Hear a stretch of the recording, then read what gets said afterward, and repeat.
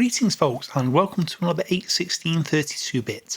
As ever, I'm your host Rob, and today we're going to be looking at some games that helped sell the Sega Mega Drive or Genesis in the pre-Sonic the Hedgehog era.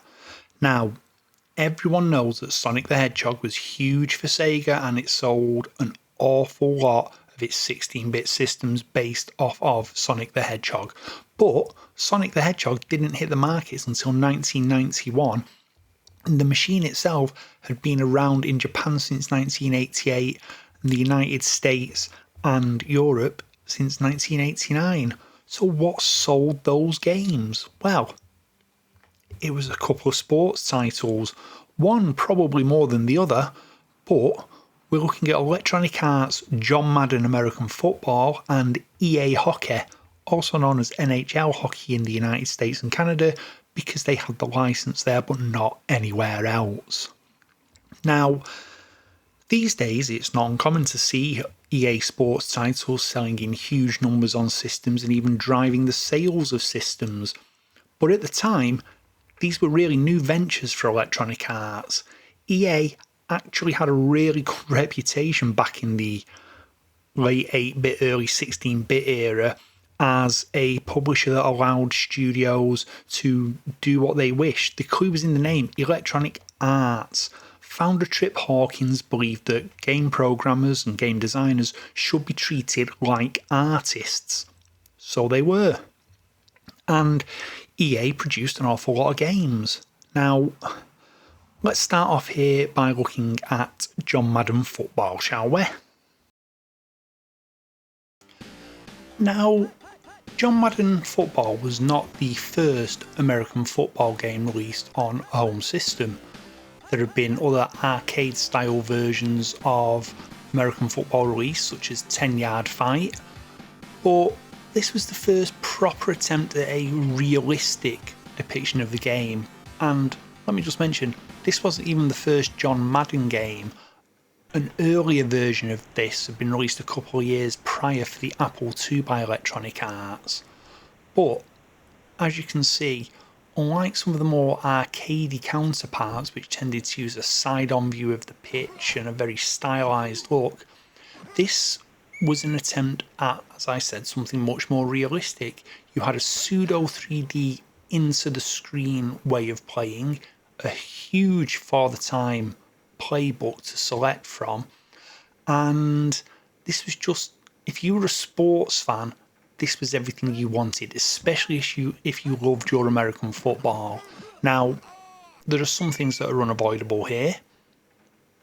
This game does not have licensed teams in it, so you're not playing as the Chicago Bears, the Miami Dolphins, the San Francisco 49ers. You're playing as generic city teams, but other than that, it's everything you could want, and it plays brilliantly. The control system is intuitive.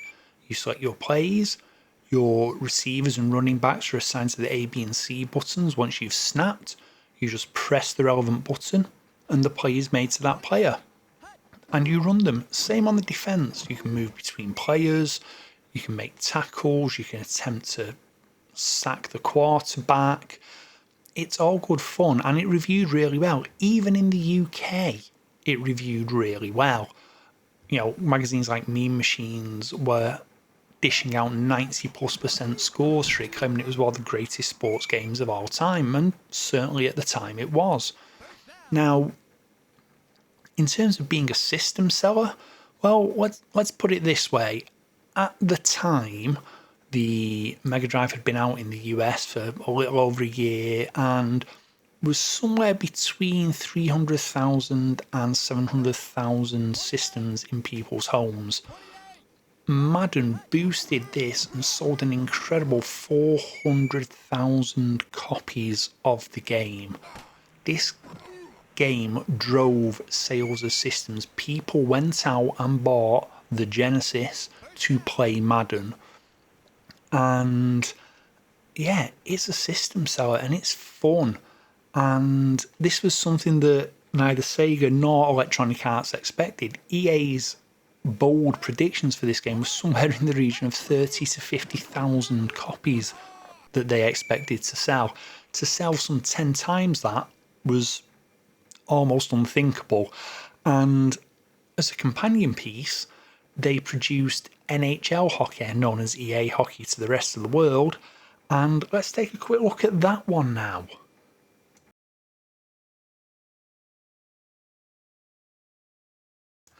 And here we have EA hockey, or NHL hockey, depending on which side of the Atlantic you're on. Now, I was always more of a hockey fan, and I always felt that the EA hockey games were just more fun to play than the Madden games. That's a personal choice.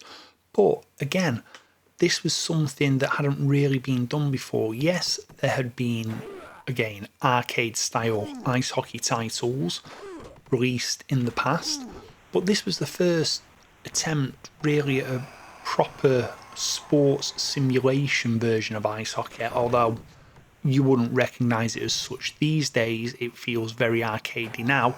At the time, this was the height of realism, and again, it sold a lot of copies and undoubtedly helped establish the Genesis and Mega Drive as a system for, shall we say, the slightly more grown up or mature gamer. You know, the NES was very much seen as a children's toy, and a lot of its big hitters were quite child-friendly games, whereas with the emphasis on Sega's arcade ports and then Electronic Arts going big on the sports titles, you know, this created a different market. Now, as if to prove the point of the popularity of both the original Madden and EA Hockey, it was released as a double pack with both games on the same cartridge, even here in the UK, which was quite surprising because whilst ice hockey and American football did have some profile here, they weren't that huge. Anyway, that's Madden Football and EA Hockey, two games which really helped to establish Sega's 16-bit platform in the face of the dominance of the NES in Japan and America, sorry, Famicom in Japan and the NES in America, and in the face of the home computers in Europe.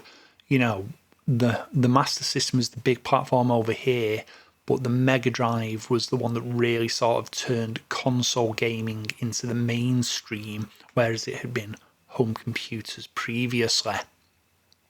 Anyway, that's enough from me for today. Leave your opinions in the comments down below. I'm always interested to see what people have to say and what they have to think. Do you agree that these games were system sellers, or am I talking absolute nonsense? Let me know. If you've enjoyed this video, hit that like button. If you've really enjoyed it, please feel free to hit the subscribe button as well. It all helps.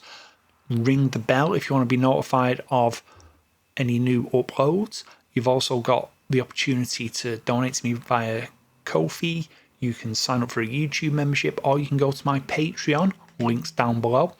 Big ups to Left Back and Old Scott Retro for continuing to support the channel. Much love to you guys, and I'm done.